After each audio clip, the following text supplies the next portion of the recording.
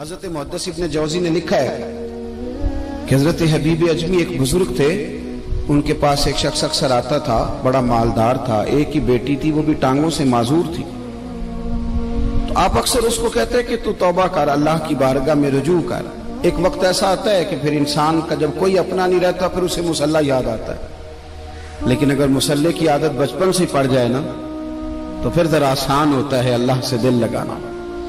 وہ اکثر آپ اس کو کہتے ہیں کہ ٹھیک ہو جائے کہ تو بیٹی ہے، وہ بھی بیچاری معذور ہے، تو کہاں دولت لے جائے۔ آج کرتا ہوں، ہم تاریخیں دیتے رہتے ہیں نا اللہ تعالیٰ کو معاذ اللہ کہ رمضان سے میں نے نیک ہو جانا ہے، عمرہ کر کے آؤں گا تو پھر میں پکا نمازی ہوں۔ خدا کے بندو، کس نے تجھے بتایا کہ رمضان تک تو زندہ رہے گا؟ کس نے خبر کی کہ عمرہ کرنے تک تو بچے گا؟ حضرت حبیب اجمی اس کو کہتے تو کہتا بڑی جلدی ٹھیک ہو جاؤں گا۔ ایک دن سویرے سویرے توبہ کرنے آ گیا۔ آپ نے فرمایا کیا ہوا؟ تو کہنے لگا حضرت جی کل ایک 15 سال کا نوجوان ملا ہے اور مجھے توبہ کرا گیا۔ مزہ ہی اس عمر میں اللہ اللہ کرنے کا، نبی کریم سے محبت بھی کرنی ہو تو یہی عمر ہے۔ عشق لگا سی کھیڈاں کھیڈ دی نوں تے پھر مینوں کھیڈاں بھول بھول گئیاں، کجل پایا سی میں یار دے ویکھنے نوں، پھر او دی یاد وچ روندیاں ہی ڈل گئیاں۔ حیدر شاہ اس گلی کدے نہ رولدی پر ہن تے رول گئیاں۔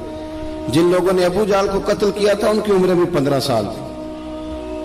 ہم تو بڑے ہی نہیں نہ ہوتے ساری زندگی، نہ ہمیں کو بڑا ہونے دیتا ہے، ہم بڑے ہی نہیں ہوتے، یہی تو عمر ہے کچھ کل گزرنے کی۔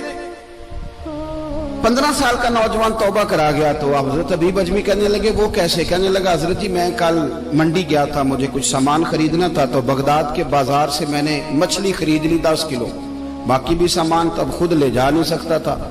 تو مزدور آپ کو پتہ ہے بیچارے آج بھی سڑکوں پہ بیٹھے ہیں، تو مزدور بیٹھے تھے تو ان میں ایک نوجوان 14-15 سال کا، چہرے پہ بڑی روشنی۔ میں نے اس کو کہا بیٹے مزدوری کرو گے؟ کہنے لگا حضور مزدوری بھی کرتا ہوں، پڑھائی بھی کرتا ہوں، اور جو اللہ کو منظور ہو اس کی عبادت بھی کرتا ہوں۔ میں نے اسے کہا کہ یہ میرا سامان ہے فلاں جگہ پہنچانا ہے، کیا لوگے؟ کہنے لگا 3 دینار مزدوری۔ سودا طے ہو گیا، اس نے سامان اٹھا لیا۔ کہتے ہیں رستے میں ظہر کا وقت ہو گیا، کہنے لگا چچا اگر اجازت دو تو نماز پڑھ لوں۔ 15 سال کا جواب۔ کہتے میں رکھ کے نا وہاں سامان تو پھٹے پہ بیٹھ گیا، وہ نماز پڑھنے چلا گیا، باقی لوگ دیر سے آئے، وہ بچہ جلدی آ گیا۔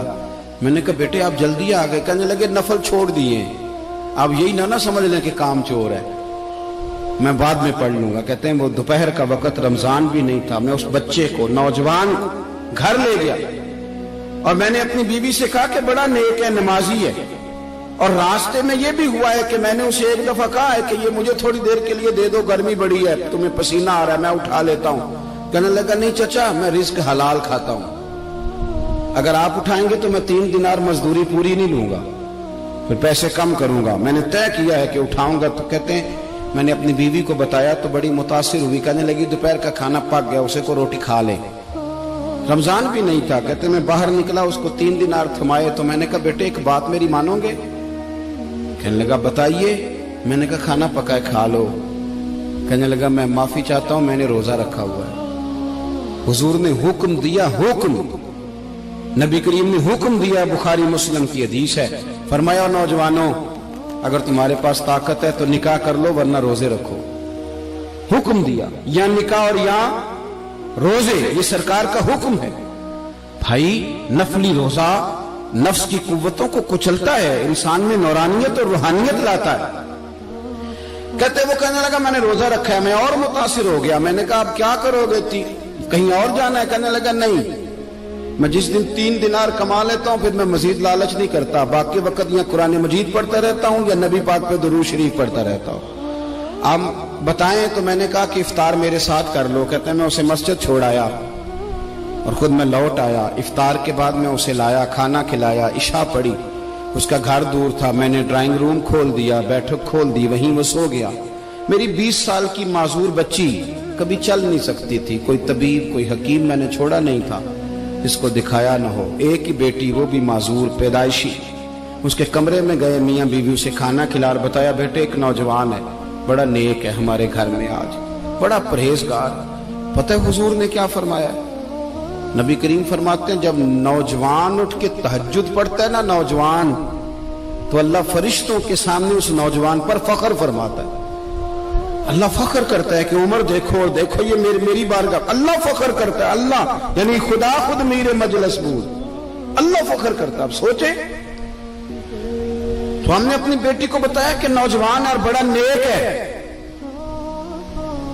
تو کہتے ہیں وہ کھانا کھلا کے ہم واپس آ گئے. آدھی رات کا وقت ہوا تو دروازے پہ دستک ہوئی. بچی اپنے کمرے میں سو رہی تھی, ہم اپنے کمرے میں, وہ بیٹھک میں. گھبرا کے اٹھے کہ اس وقت کون ہے دروازے پہ؟ تو بیٹی کہنے لگی ابا دروازہ تو کھولنا.